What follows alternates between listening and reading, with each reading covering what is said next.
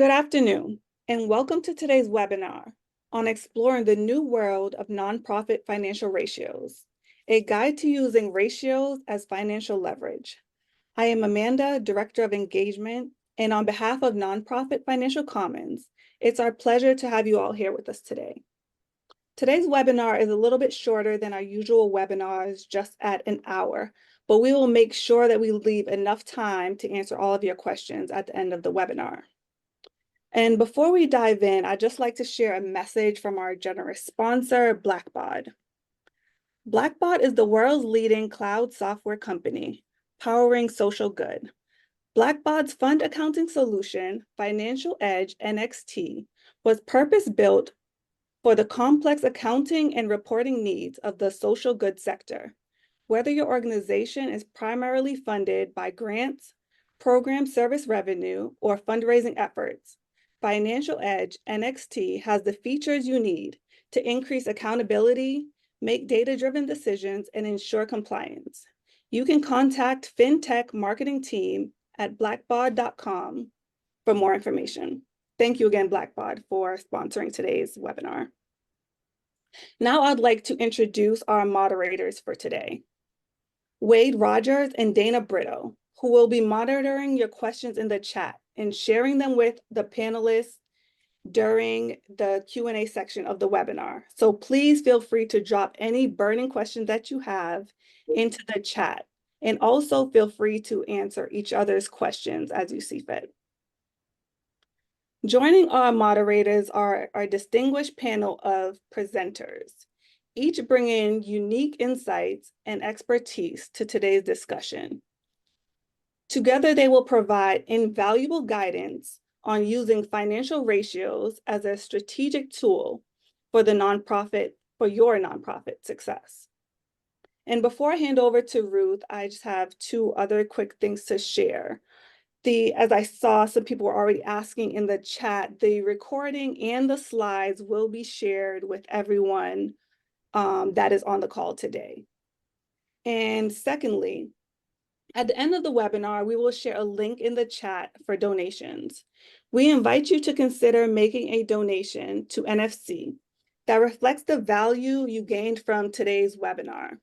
We believe in the power of shared knowledge and community collaboration, and your contribution of any size, big or small, will enable us to continue to provide high-quality resource and supports to professionals like yourself. So thank you in advance for your support. And now, without further ado, I hand over to Ruth McCambridge.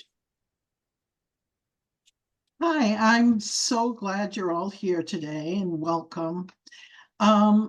Today's topic is actually dear to my heart. I've spent a lot of time over the years measuring how well organizations that I'm managing are doing by means of ratios. And so talking about it feels like it's just second nature to me. Luckily, we have a really brilliant panel who feels the same way, done much the same thing over time in a number of different contexts.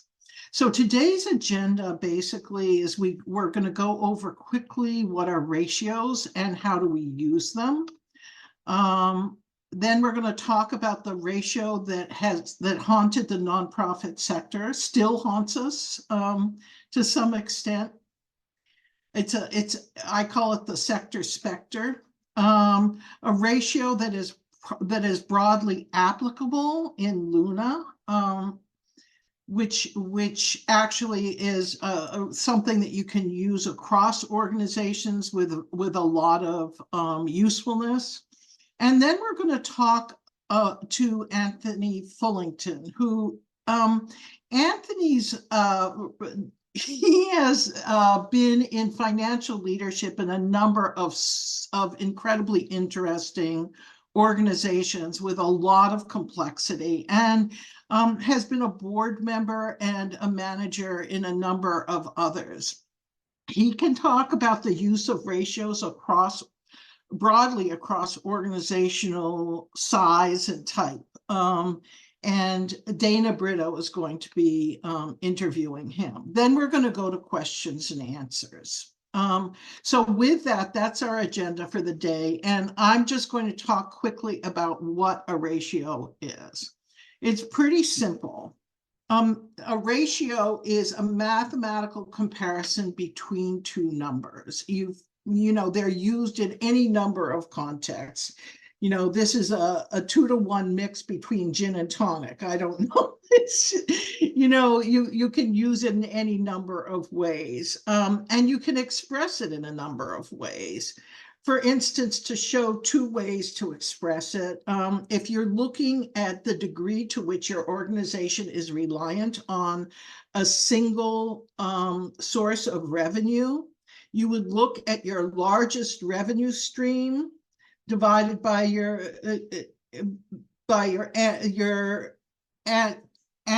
annual revenue, and you come up with a percentage of reliance. Now, if that becomes larger over the years, you might want to worry about diversity. Not in every case, but in some cases, you may want to keep an eye on the diversity of your funding. I do want to say, having said that, that diversity isn't the panacea that people promoted it as being over very many years, but you should know generally what kind of over-reliance endangers your organization. And if you want to keep track of that, this is the way to do it. Next is, what are ratios good for? Ratios are really good as a leadership tool. They basically help you to focus people on one set of numbers rather than another, one quantitative relationship rather than another. So if you may have no need for an over-reliance ratio. You may have the need for a ratio that shows you how many months of kind of liquid dollars you have in your organization. You need to know basically which one of those is most important, or which group of those is most important in your organization. Once you know that, you can use those ratios to focus people on those issues. Now, God forbid you should figure that those are immutably the issues that you have to focus on over time, because the need for ratios for one ratio or another changes over the life of an organization, and changes with a number of other contextual changes. To create a unified set of financial priorities, this goes with the one above. The next one is to compare performance, and it compares your performance in a number of ways. These are three of the major ways that it can compare your performance, that you will see the ratios used in different nonprofits against your own goals. So we decided we were going to bring in $120,000 in individual donations this year. We only brought in $85,000 in individual donations. What does that mean? That's the ratio, basically. And then you say, well, how do we increase our success rate within that ratio across time? So you look at your performance against last year, against 5 years ago, and that's kind of your own trend monitoring. And against industry standards, which is industry standards basically is the way your particular type of organization, as close as possible as you can get to your organization, actually functions. So this is actually an important piece for people to have, is to understand how other organizations of their size, type, and context work, and what their ratios look like, and to what end, because it allows you to kind of measure yourself against what other people are doing. And then you can look more deeply into the strategies and tactics that they've taken on to improve your own statistics. And the last is to spark immediate action. And I'm going to get into this more in a minute by referencing some stuff that Steve Zimmerman has written about, I call it ratios for people on the edge, for organizations on the edge. But there are some cases in which you do ratios that you monitor ratios that you have to take immediate action on if they go out of whack. Okay, so ratios for nonprofits, they're just really, again, need to be chosen for your particular organization and where you are tactically and strategically at the moment. So I just talked about the ratios for nonprofits on the edge. Ratios for nonprofits building their individual donor bases. How much are we paying per how much in return? How many people do we have to contact to receive this many donations? How well did we retain donors as opposed to develop new donors? All of those can be expressed in ratios. And if you are in an initiative to try to build your donor base, those are going to be very important to you. By the way, and no, go back. By the way, in some cases, I want to say that that you will find that your numbers are not looking good, and that is not a promising strategy or tactic for you to take. You may find that you don't want to beat a dead horse. I'm sorry to the horses. I'm sorry. I shouldn't have said that. But that's valuable information for you to have if it's just getting too expensive for you to raise money. Then there's ratios for nonprofits with very slow payables or receivables. And these are indicators also of, kind of the cash flow state of the organization, and they can be integrated with other information to really give people a careful understanding of that. Okay, we're gonna go to the next one, which is, okay, this is Steve Zimmerman. And we are going to send you resources, and one of the resources we're sending you is a guide. It are 3 guides to commonly used nonprofit ratios. And this is one that I appreciate because I have been in this situation many times in small organizations, which is that you begin to worry about how many payrolls can we meet in the near future with the amount of money that we see in the bank and headed in our direction. It's a very critical ratio for organizations that are small or suffering from really slow payables. And it's one of the things that keeps a lot of poor nonprofit leaders up at night. So you're not alone, I will tell you. This was in a critical enough ratio that Steve Zimmerman listed it first in his list of ratios for nonprofits on the edge. Going to the next one. Okay, restricted to unrestricted funds. I think not anywhere near enough organizations actually monitor for this very necessary ratio, which is how much of our money is really restricted to particular purposes and how much do we have that we can use on things that we know we need. This is for government funded organizations, certain kind of foundation funded organizations, a very important ratio. Because it gives you first of all, it may indicate that you have a bigger problem in terms of not being able to pay full cost of program. And secondly, it may mean that you're using whatever unrestricted money that you have just to support your government contracts or some other contract that doesn't pay full cost. And that's when you have to look very carefully at whether that program actually means enough to you to do that. Next. Okay. Here's, I'm going to leave you with a case to ponder and then hand this over to Michael.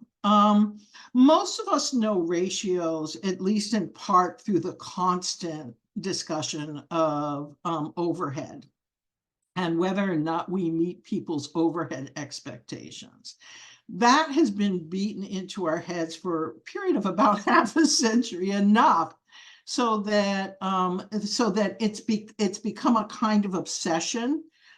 We know other people are monitoring us on it, therefore we're monitoring ourselves. It causes all kinds of problems. Michael's going to talk to you about this in a minute. But I just want to say that when you choose a ratio like that to focus on, you may actually be doing harm to yourself in other ways, because you're focusing so much of your attention on the one thing that you're ignoring something else. And there are a number of people who feel like that efficiency focus for nonprofits has damaged the focus on equity and justice. And if you actually look at some of it, the article that Michael's going to refer to in his piece on the overhead obsession is it actually has a couple of really interesting graphs, and one of them shows, and this is horrible, that as people became obsessed with overhead, that the salaries of CEOs went up while the wages of people on the line went down. So understanding that is just very, very simple. And you should look at the rest of the graphs in that article. It's at least worth concern that where we focus our obsession is what we care about. Mm. Okay, handing it over to you, Michael. Thanks, Ruth. Thanks, Ruth. I'll pick up right there. Glad to be with you all today. It's really fun to see the comments and conversation happening in the chat as well. So thanks for your active participation. I'll just offer by way of context, I lead a consulting practice where we work with all different kinds of nonprofit organizations in the areas of strategy development, business and financial planning, and partnership and merger exploration and negotiation.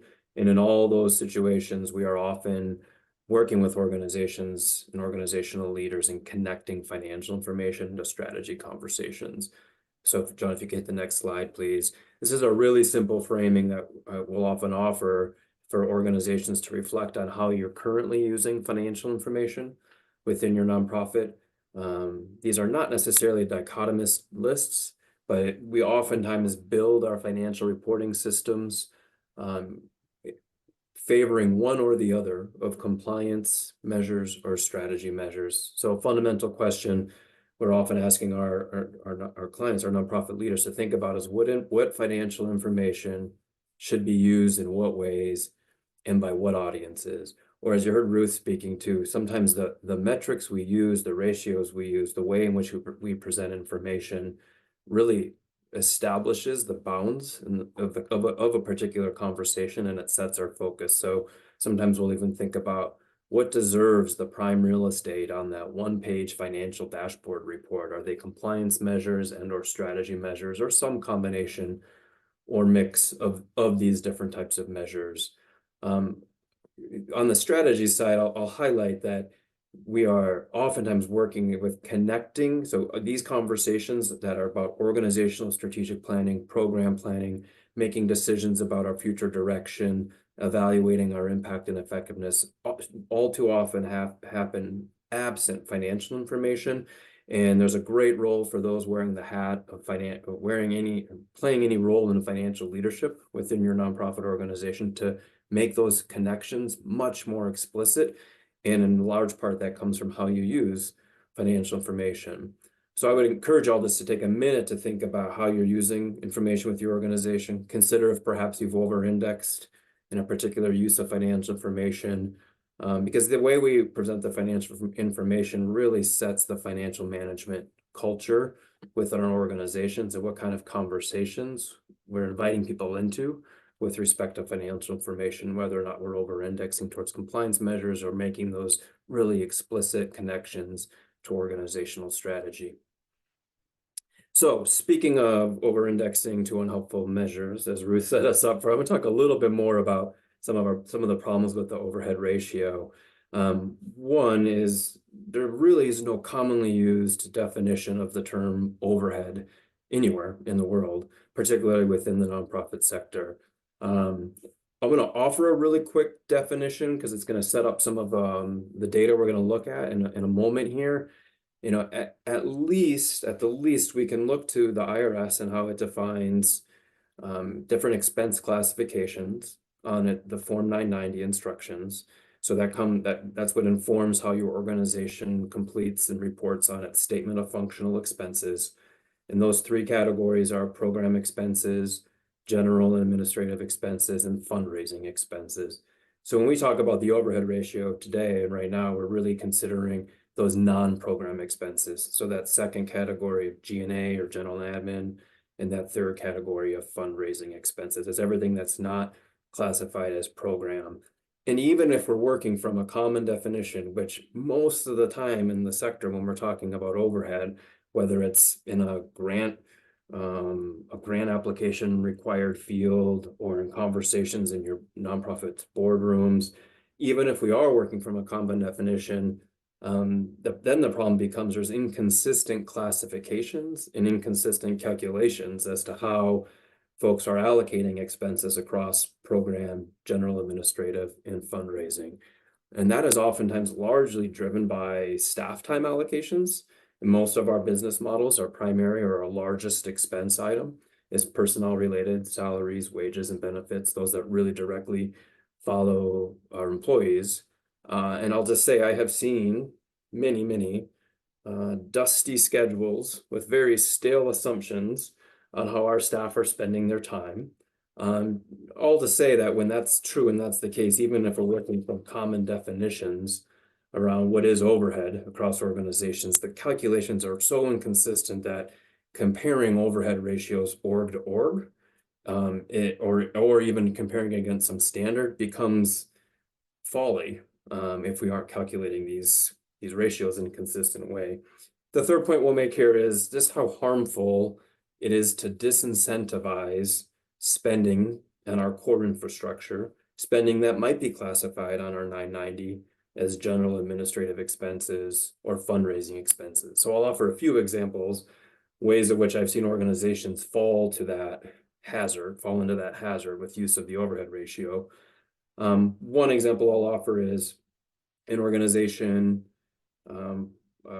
community health center, community clinic, embarking on a capital campaign, where the capital campaign consultants, as they often do, make recommendations for how much of the executive director's time should be dedicated to and then therefore allocated to the capital campaign as fundraising expense while they're in the capital campaign. This is an organization with a $4 million operating budget, trying to raise $10 million for a new community facility that would expand access to their targeted patient population in their targeted geographic community. So hugely relevant for the mission, the work of this capital campaign. And the question in the boardroom when receiving the recommendation from the capital campaign consultants, and as they were designing and committing to this campaign, was around how the ED should be using their time, and what about our overhead ratio? What about our fundraising expense ratio? How are we going to explain it for these 2 years when half the ED's time is on the capital campaign? Not whether or not it was the right decision, because I think that was consensus in the room that it was. Another example I'll give, and this happens all the time, is the organizations are disincentivized to invest in their operating infrastructure.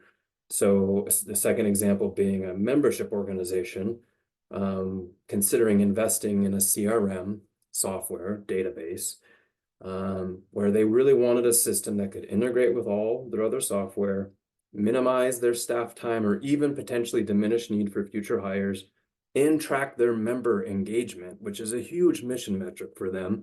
But the software that they wanted that had all the features that they needed to both support strong operations and mission gain was a really considerable investment for the organization. And that organization did not make the choice to make that investment because they were concerned about their overhead ratio and what it would look like to particular funders in this case, if the overhead ratio became higher than it had been in the past. So a couple real life examples of organizations faced with real decisions around infrastructure investment or investment in their future and their ability to pursue their mission in their future. disincentivized because of this concern over overhead ratio. So we're going to go to a couple quick data points that come from some of the literature that Ruth just mentioned. There's been a series of articles written largely by Jesse Lisi and Elizabeth Searing on this topic. This one is 10 years old now, The Anatomy of the Nonprofit Starvation Cycle. But what's relevant here that I'll highlight is there's black arrows that are pointing downward in this chart that show us, as Ruth mentioned, that decrease in overhead ratios over the period of 1998 to 2003 from nonprofit organizations of all sizes. These are medians, not averages. The averages are actually higher than the median overhead ratios in the 990 data that the authors used here. But the point is, since we started paying more attention to overhead ratios in the sector, overhead ratios have decreased in a meaningful way. And further, John, if you go to the next slide, larger organizations have lower overhead ratios. This is I think it's Mariko who made a comment in the chat at the top of the hour. There is data to support that comment, this finding, and it seems commonsensical that there are economies of scale at work with our nonprofit business model. So this is research and publication from just last year from the same authors, Lisi, Searing, and Lee, that found that an organization at a $550,000 budget size was generally the peak for the overhead ratio. So for orgs in that $100,000 to $1 million annual budget size, especially organizations that are growing, it's really inappropriate to apply a standard expectation for their overhead ratio, given their size, their scale, and where they are in their organizational development cycle if they're a growing org. So there's an assumed value in that statement I just made that there is a meaningful place for smaller nonprofit organizations within our nonprofit ecosystem. And it's really inappropriate to apply or use this overhead ratio in a comparative manner or apply to a uniform standard. So those are our few minutes that we're taking on covering the hazards of overhead ratio. And now John is going to talk more about ratios more useful and appropriate. Thanks, Michael. Yeah, I'm John Summers. I'm a managing director at BDO on our nonprofit and grantmaker advisory team. And yes, I'm going to talk a little bit about, again, a ratio that's hopefully not as controversial and actually more useful in actually managing your organization, which is what we at BDO refer to as LUNA, or liquid unrestricted net assets. And one of the questions that we often get from nonprofit leaders and board members and even funders throughout the sector is, what's the one metric we should be paying attention to in order to monitor finances? And my answer to that question is usually, first of all, don't just look at one metric, because any metric has limitations. You want a fuller picture. You want, as Ruth said earlier, base it on your business model, on what's important to your organization. That said, if you're making a list of metrics to pay attention to, I would definitely recommend this one be included, because it's a very good snapshot of where your organization is financially at any given moment. So this metric, LUNA, it's a measure of an organization's operating reserves or financial reserves, which is what a nonprofit has on hand to manage basically all of the financial demands and contingencies that come up on a day-to-day or a year-to-year basis. So whether it's making payroll next week, or repairing the roof next month, or making investments in future programming and enhancements that might carry you into the next few years, LUNA is what enables all of that to happen financially. So what are the components of LUNA? Just going through the terms in the name. First, liquid. So if you're looking at your balance sheet, you'll see a range of assets like cash, receivables, maybe investments, maybe property and equipment, maybe some others. What we're interested in are the ones that you can use to make payments in the reasonably near future. So cash is obviously included. Receivables are included, assuming you'll collect on those soon. Investments are included if you can liquidate those within a few days or a couple of weeks. But if you own a building, that's not going to be available to make payments with. It's part of your net worth, and in theory, it has financial value. But to realize that value would take a lot of time, and that's also not what your building is for. So that's not part of the calculation. We're really talking about liquid assets. Next, the unrestricted. So when we get a grant, it's possible that those dollars are restricted by the donor for a particular purpose or to be used in a particular time frame. But for Luna, we want money that we can determine the use for as organizational leaders. So if the boiler breaks, we can't use dollars that are meant for the after-school program in 2025. Okay, so this metric, we're looking for unrestricted dollars. And finally, this is a net asset, which means we've already factored out what we owe. So if I've got $1,000 in my checking account and I owe $1,000 on my credit card, I don't actually have any net cash. It's all owed elsewhere. So the Luna metric tells us where we are net of what we've committed to pay to others. And what makes Luna a ratio, to go to Ruth's earlier point, what are we dividing here, is that we generally want to see those dollars in terms of how much of our expenses it would cover, like just like you might think of having 6 months of expenses in your personal savings account. So your rent and your groceries and car payments and so on. So with Luna, it's how many days or months, we typically use months, could we cover with our dollar amount? And does that feel like a comfortable amount? So just a little more visually on how you would calculate this metric. So we start with our unrestricted net assets. So if you look at your balance sheet, you'll see a line called unrestricted net assets or net assets without donor restriction. Or if you're not using a nonprofit specific accounting system, if you're not using Blackbaud, for example, shout out to our sponsors, you might see equity, how that being listed as equity. So that's the starting point. Then you take out your illiquid net assets, so things like buildings, equipment, and then what you're left with is Luna, liquid unrestricted net assets.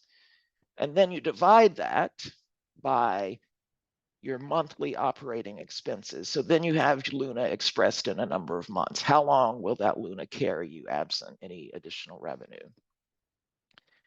So for those of you who want to, take your balance sheet or take your Form 990 and calculate that, I've got a slide here I'm not going to go through in detail, but this should give you the actual, pieces of, again, either your financial statements or your Form 990 that you can use to calculate that number, that Luna number. And again, these slides will be distributed so you can dig into it at that point.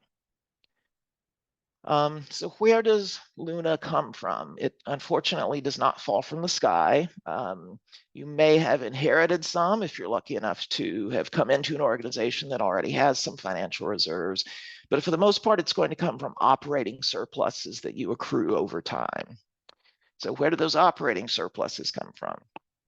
So this is one of the simplest answers that I'm able to give as a consultant. It's simple to describe. It's not necessarily so simple to realize. You have to have more revenue than expenses in order to generate a surplus, right? And specifically, I'm talking about unrestricted revenue. So that's how we get to unrestricted net assets, right? We take our unrestricted revenue minus our expenses, and that's our surplus or deficit. So more revenue than expenses is how we get to surplus, how we increase our Luna. So be sure to think of that when you're developing your budget each year, when you're managing your finances month to month. In general, we want to budget for a surplus in order to increase that Luna for the future. Now, occasionally we might plan to go in the other direction if we've accumulated some Luna and we're looking to invest that in something, or we're going to ride out a challenging year without cutting back on programming. Those are the luxuries that are available to us if we have some Luna built up on the balance sheet. But in general, we want to build that up with surpluses from month to month and from year to year. And again, easier said than done, but that's the theory of how we get there. Now, one of the most common questions we get when we talk about any financial metric is what's the right number? And as you might guess, there's no one answer that applies to every organization. With a metric like Luna, you often hear 3 months or 6 months. My boss, Hilda Polanco, likes to say that it's whatever number will make the executive director sleep well at night. Ultimately, when you're setting your target, you want to think about things like the reliability of your revenue, the predictability of your expenses, your future plans and strategies. And, on things like revenue and expenses, the more variability that you have in those things and unpredictability, probably the more Luna you need to have in order to mitigate those risks, right? And if you have big plans, you'll want to build that up in order to execute on those plans going forward, and new investments that you want to make in programming or in equipment or anything else. So it's really a matter of, where are we and what does our business model look like and where are we going? And that's sort of how you set your target. What I can show you is not necessarily what you should have, but what organizations in this sector do have. So some stats here from another part of nonprofit financials. So I've got two statistics on this slide. On the left, we have a pie chart of about 170,000 US nonprofit organizations data taken from their Form 990 filings. And what we can see is that about a quarter of nonprofits have less than a month of Luna. So that's in the pink here. Another little more than a quarter have between 1 and 6 months. And then just under half of nonprofits have 6 months or more, with a good portion of those having at least a full year.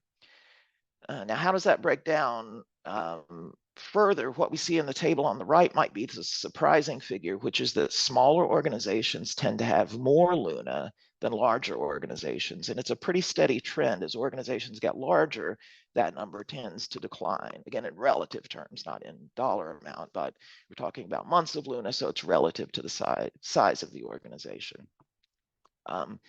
So what we're seeing is that Luna doesn't necessarily scale with organization size, so that's something to keep in mind. And why would that be? One reason is that larger organizations, we're talking just about bigger absolute numbers. So 3 months of reserves for a $100 million organization equals $25 million. And that's just a lot of scratch to build up. And I'm sure leaders of very large organizations will tell you that they might have a lot of money coming in, but there's also a lot of money going out. So that it might be more like a money circulating machine than a money making machine. Another factor is that larger organizations tend to have more complicated capital structures than smaller organizations. So for this under $1 million group, it's likely that most or all of their assets are unrestricted, probably in cash, things that fit into our Luna metric. Larger organizations are likelier to have buildings and equipment and maybe more complicated investments. So those things aren't going to necessarily show up in Luna. Which brings us to my last points, which is that while this is a very good metric, it needs to be contextualized and sort of its limitations understood. So the big one to remember is that it's only taking into account unrestricted funds. And lots of organizations have restricted funds from grants, and there's certainly nothing wrong with that.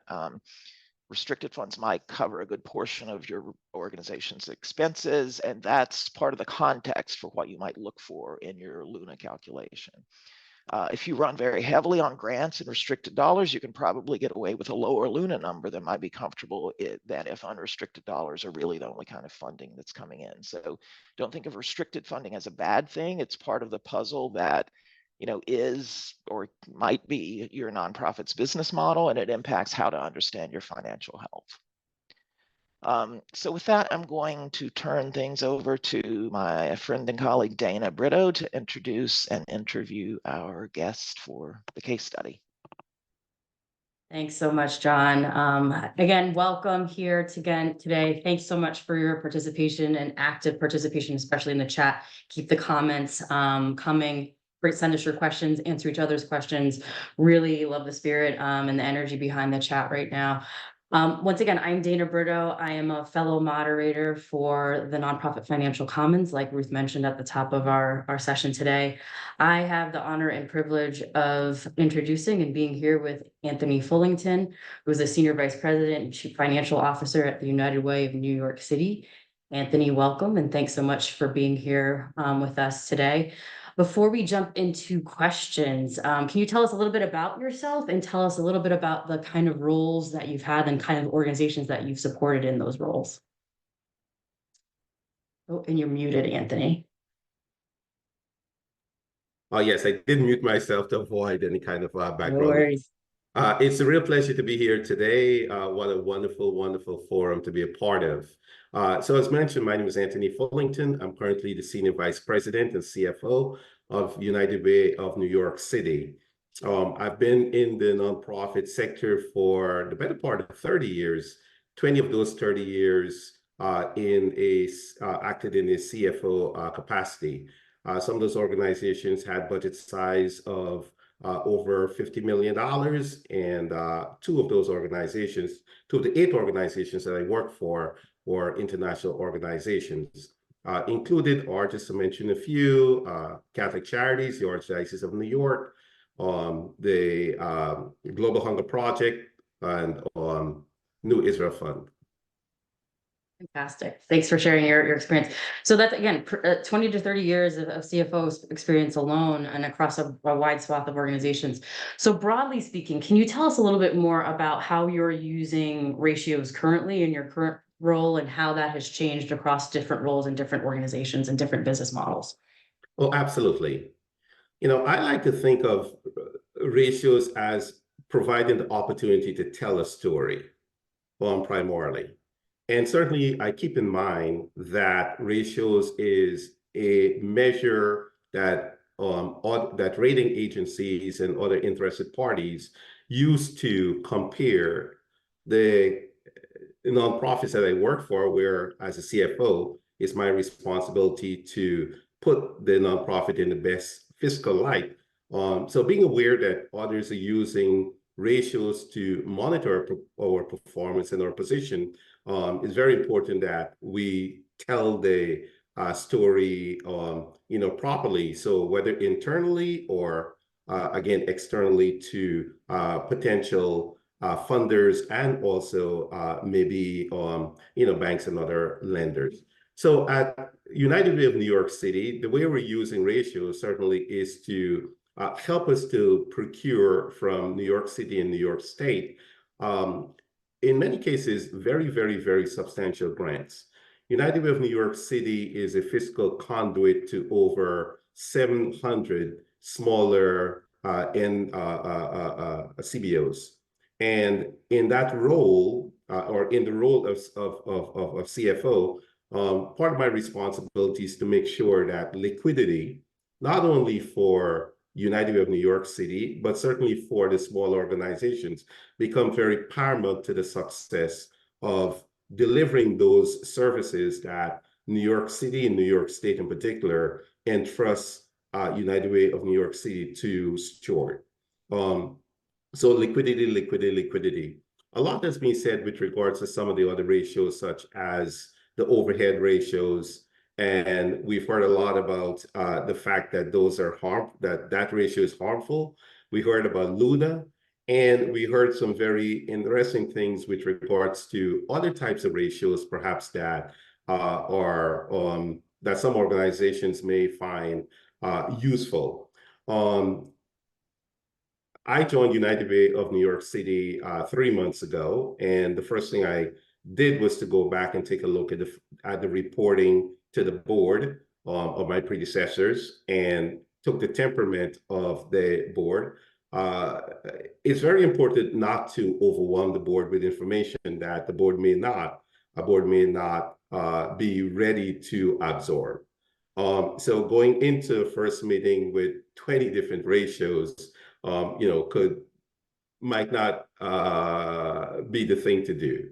Okay, so being very, very thoughtful with regards to, gradually introducing certain types of ratios is very important. So that's United Way of New York City. Let's talk about the Chinese American Planning Council, where I recently worked.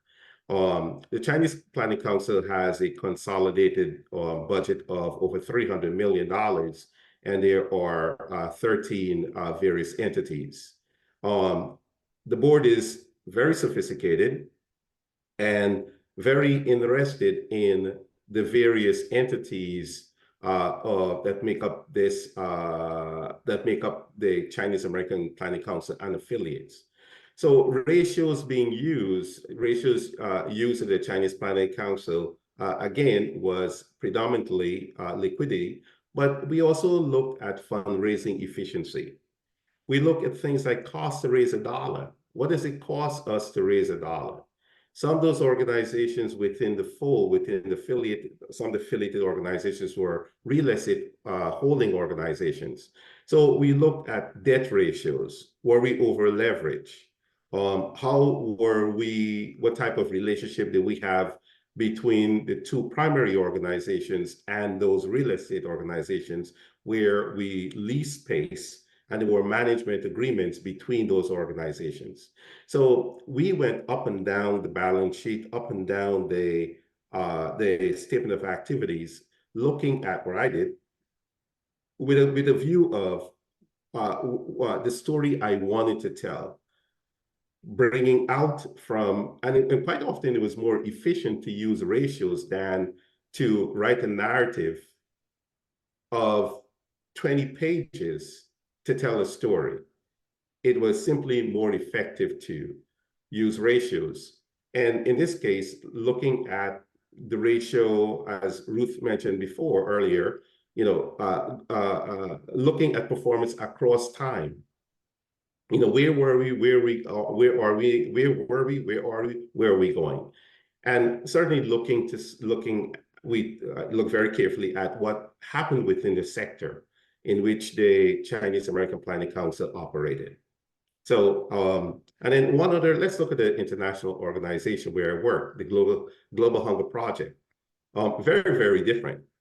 And ratios there, the focus, liquidity. And we look to see how the countries that supported, the various countries that supported the work that was done in 26 countries around the world, how efficient were they with regards to, once again, raising monies in those countries to support the work that was being done globally. And there was that daunting task of consolidating the financial statements of 26 countries. And so when you got through producing consolidated reports, you wanted to be laser focused on the most important ratios in order to communicate to an international board. So it all depends upon where you are and the nature of, or the focus of the NGO. Love the focus on utilizing ratios as a storytelling tool and not overwhelming with 20 plus ratios, and really focusing on what's most important to the respective nonprofit. So we only have a couple minutes left. So in those final minutes, it certainly sounds like, Anthony, you have experience with some relatively large nonprofits at least at 50 million and sometimes well over 50 million dollars in operating budget. For those organizations that may be falling well below that budget threshold, what advice or I guess considerations could you have around developing and monitoring ratios, and particularly for smaller or younger organizations who are thinking about this as a way to help supplement their financial performance management capacities and systems? Well, it was mentioned earlier that it's so important to build reserves. And in order to build reserves, it is necessary to be very artful in the way that government grants are procured and private funding is procured. So we come back to the whole idea of efficiency. How efficient are you? What's the cost to raise $1? How do we allocate expenses so that those expenses can be appropriately charged to government sources without the government sources rejecting your allocation methodology? How do you develop that indirect cost rate and work very hard to be able to get more the largest indirect cost rate possible? And it comes back to the liquidity factor. So liquidity and efficiency, and not to necessarily be over focused on what similar size organizations, even though they may be similar size, perhaps they're doing. We mentioned earlier that with the focus on overhead ratios, quite often organizations weren't able to invest in infrastructure the way they should. Maybe organization is staffed different than another organization in terms of the ability to be able to, for example, collecting receivables.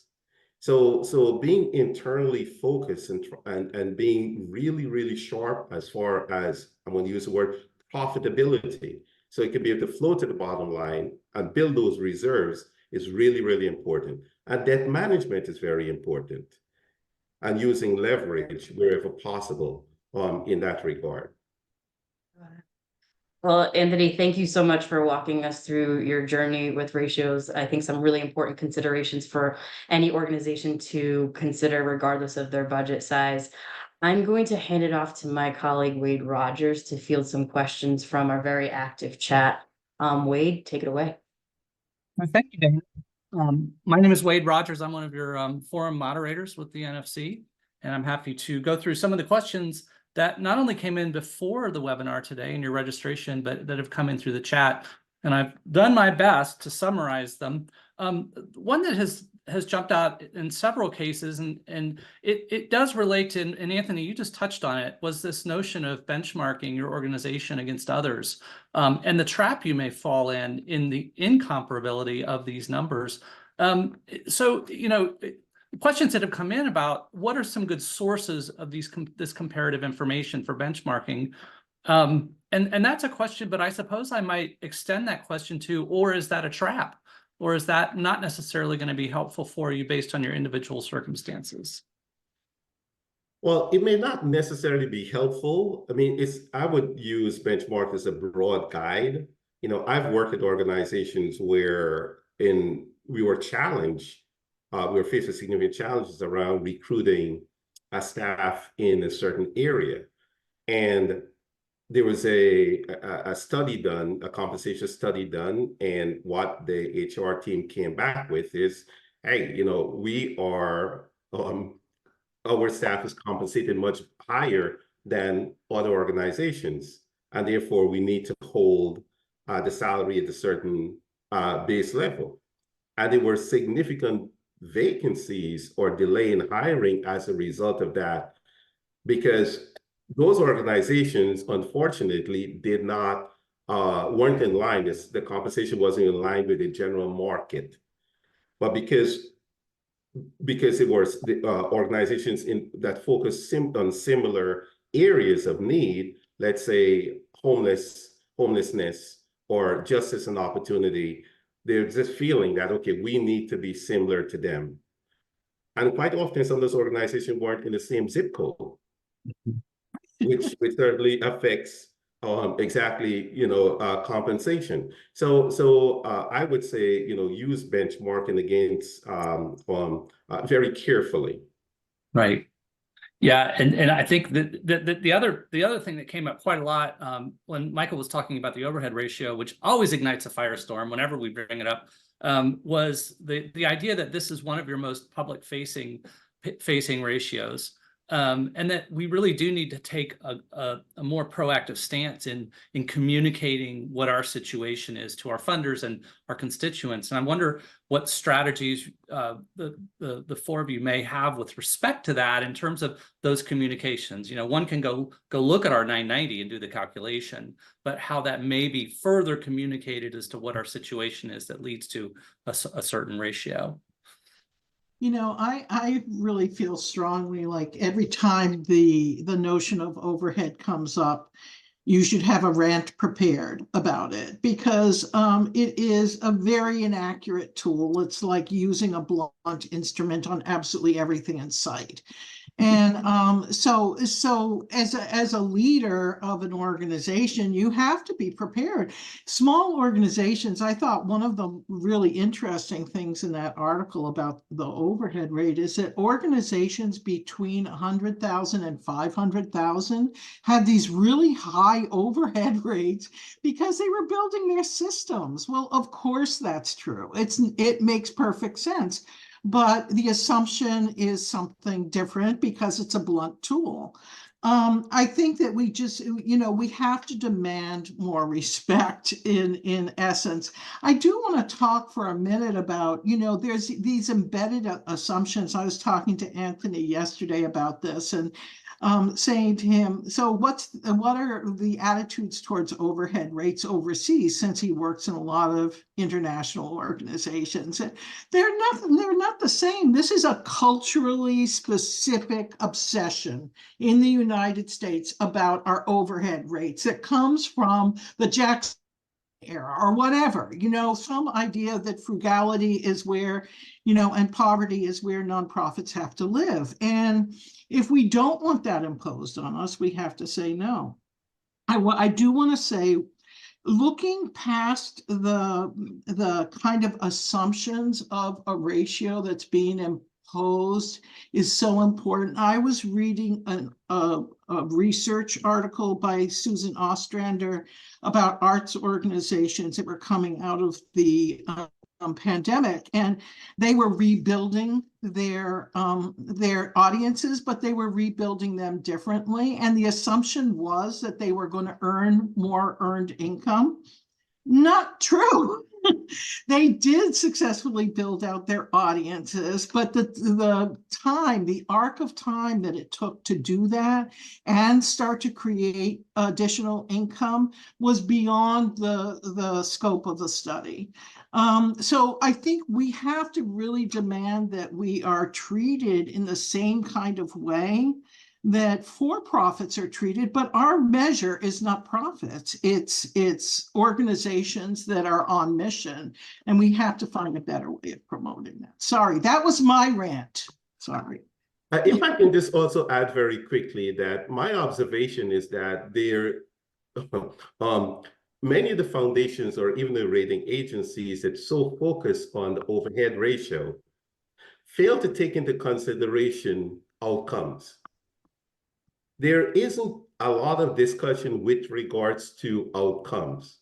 Yes, organization one may have a ratio of, let's say, 80-20, 80% in program versus 20% at admin. But other organization in terms of outcome may be delivering 1,000 widgets, while an organization that perhaps has 60-40 is delivering 2,000 widgets. So where does that come into the discussion? Quite often it's about telling the story. And unfortunately, we often, on the nonprofit side, do not tell the story well. I've worked at organizations where for 15 years, they served 10,000 clients. That was what they delivered. We served 10,000 clients. No one ever sat down to really, put in place a CRM with which to measure effectively and accurately how many clients were served. But there was this running 10,000, 50,000, okay? And foundations often go with that number, and it's a static number, and fail to consider that maybe that's not quite accurate. So I'm just saying that quite often, we do need to keep in mind that performance should be included in the discussion. Thank you so much, Anthony, and thanks to all of you. We're out of time, so I will pass the mic over to Ruth to wrap things up. Oh, I see. Amanda took us straight to the most important slide of the day. This is the first time that we are asking you, who are all a part of our community, to donate to the nonprofit financial commons. We really do need your financial support, as well as all of your participation in developing and delivering the knowledge that we own as a community of peers. There has been a donate link that has been dropped in the chat, and we really encourage you to use it. Just pay us what you think we were worth today. Pay us what you think we've been worth to you in the last year. But paying in is actually pretty important to establishing this as a commonly owned community. So I do want to say there's wonderful resources that you'll be receiving in the mail. I really encourage you to read them. The piece from Searing and Lisi is wonderful. Steve Zimmerman's stuff on that, I'm calling it for nonprofits on the edge, is fabulous for small organizations and for larger organizations experiencing many of the same things. But we look forward to seeing you next month. We've got 2 great programs set for next month on board oversight of finances and on the membership business model for nonprofits. And I will see you then. We're going to leave the chat open for a while so that you can give us your whatever pennies you can spare. And thank you. I want to thank you, all of you, for donating your time today. Thank you, Anthony and Michael, John. It's just, you were wonderful, and I'm sure we're going to revisit this many more times as we begin to own it ourselves. Thank you.